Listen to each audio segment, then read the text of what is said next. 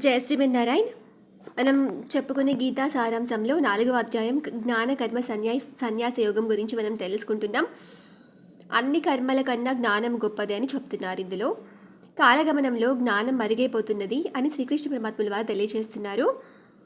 2వ శ్లోకంలో అనేక విధాలుగా నేను ధర్మాన్ని పునరుద్ధరించడానికి, దుష్టులను శిక్షించడానికి మరియు మంచికి రక్షణ కల్పించడానికి మరలా వస్తూనే ఉంటాను అని 6, 7, 8 శ్లోకాలలో 4వ అధ్యాయంలో చెప్పారు. నా జనన రహస్యము మరియు నా కార్యకలాపాలు తెలుసుకున్న వారికి పునర్జన్మ ఉండదు అని 9వ శ్లోకంలో తెలియజేశారు.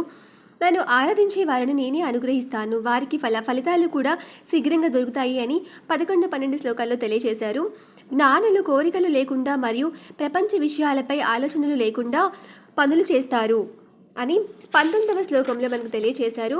ఎప్పుడూ తృప్తిగా ఉంటూ కోరికలు లేకుండా పని చేస్తున్నప్పటికీ వారు ఏమీ పని చేయనట్లే ఉంటారు అని 20వ శ్లోకంలో చెప్పడం జరిగింది. శరీరాన్ని, మనసుని స్వాధీనంలో ఉంచుకొని విషయ వస్తువులను విడిచిపెట్టి కర్మలు చేసే వారికి పాపం అంటదు, పాపరహితులుగా ఉంటారు. నిత్యం తృప్తిగా హర్ష శోకాది ద్వంద్వాలకు అతీతంగా ఉంటూ అసూయ లేకుండా కర్మలు చేస్తున్న వారు బంధ విముక్తులు అవుతారు అని 22వ శ్లోకంలో కృష్ణ పరమాత్మ వారు మనకు చెప్పడం జరిగింది. మమకార రహితుడై మనస్సును జ్ఞానంలోనే నిలిపి త్యాగబుద్ధితో ఎల్లప్పుడూ కర్మలు చేసేవారు బంధ విముక్తులవుతారు.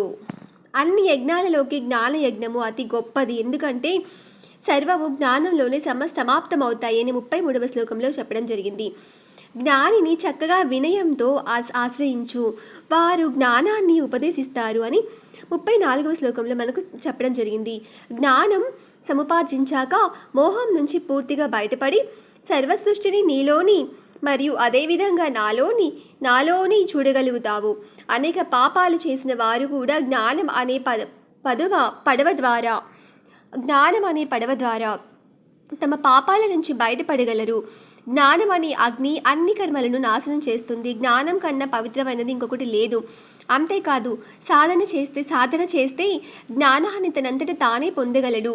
ఎవరైనా సరే పూర్తి శ్రద్ధ ఉంటే జ్ఞానాన్ని మరియు పరమశాంతిని పొందగలరు.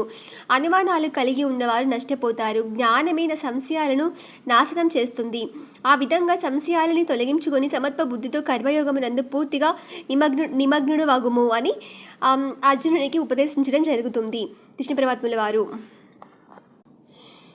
భగవంతుడు కొన్ని సంఘటనల ద్వారా, అంటే అగ్ని, విద్యుత్తు, శక్తి, శాస్త్రజ్ఞులు, సిద్ధాంతములు, కొత్త మతములు, కొత్త అస్త్రాలు, కొత్త ఆలోచనలు, ఇలా మానవాళికి ఉపయోగపడే